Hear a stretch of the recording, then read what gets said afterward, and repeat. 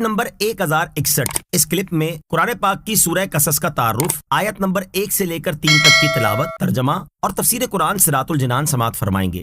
سورۃ القصص، سورہ قصص کا تعارف۔ مقام نزول، سورہ قصص 4 آیتوں کے علاوہ مکیہ ہے، اور وہ 4 آیتیں الذین آتیناہم الکتاب سے شروع ہو کر لا نبتغی الجاہلین پر ختم ہوتی ہیں، اور اس صورت میں ایک آیت ان الذی فرض ایسی ہے جو مکہ مکرمہ اور مدینہ طیبہ کے درمیان نازل ہوئی۔ رکوع اور آیات کی تعداد، اس صورت میں 9 رکوع اور 88 آیتیں ہیں۔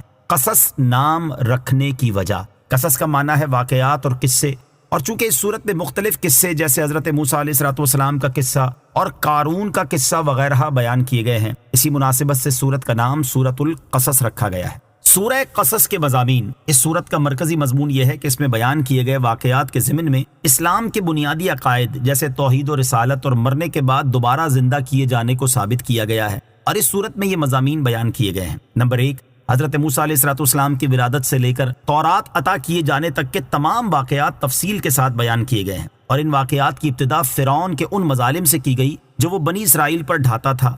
پھر حضرت موسیٰ علیہ السلام کی ولادت اور فرعون کے گھر میں ان کی پرورش کا واقعہ بیان کیا گیا۔ پھر قبطی کو قتل کرنے، مصر سے مدین کی طرف ہجرت کرنے، حضرت شعیب علیہ السلام کی صاحبزادی سے شادی ہونے اور اس کے بعد کے چند واقعات ذکر کیے گئے۔ نمبر 2، کفار مکہ کے اس اعتراض کا جواب دیا گیا کہ جیسے معجزات حضرت موسیٰ علیہ السلام نے پیش کیے تھے ویسے حضور علیہ السلام نے پیش کیوں نہیں کیے۔ نمبر 3، پہلے تورات و انجیل اور پھر قرآن پاک پر ایمان لانے والوں کی جزا بیان کی گئی۔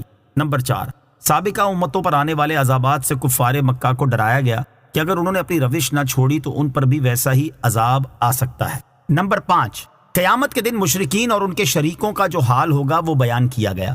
نمبر 6، حضرت موسیٰ علیہ السلام اور قارون کا واقعہ بیان کیا گیا کہ اس نے کس طرح سرکشی کی اور اس کا کیسا دردناک انجام ہوا۔ ان دونوں واقعات میں نبی کریم علیہ السلام کی نبوت کی دلیل ہے، کیونکہ جب یہ واقعات رونما ہوئے تو اس وقت آپ علیہ السلام وہاں پر موجود نہیں تھے، اور نہ ہی آپ علیہ السلام نے کسی شخص سے یہ واقعات سنے تھے۔ سورہ نمل کے ساتھ مناسبت، سورہ قصص کی اپنے سے ماقبل سورت نمل کے ساتھ مناسبت یہ ہے کہ سورہ نمل اور سورہ شعراء میں بیان کیے گئے حضرت موسیٰ علیہ السلام کے واقعے میں جو چیزیں اجمالی طور پر بیان کی گئیں وہ سورہ قصص میں تفصیل کے ساتھ بیان ہوئی ہیں۔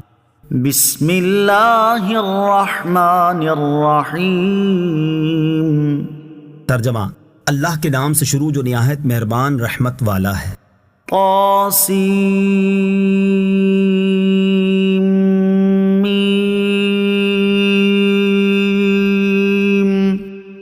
تلک آیات الکتاب المبین۔ ترجمہ، طاسین میم، یہ روشن کتاب کی آیتیں ہیں۔ طاسین میم، یہ حروف مقطعات میں سے ایک حرف ہے، اس کی مراد اللہ تعالیٰ ہی بہتر جانتا ہے۔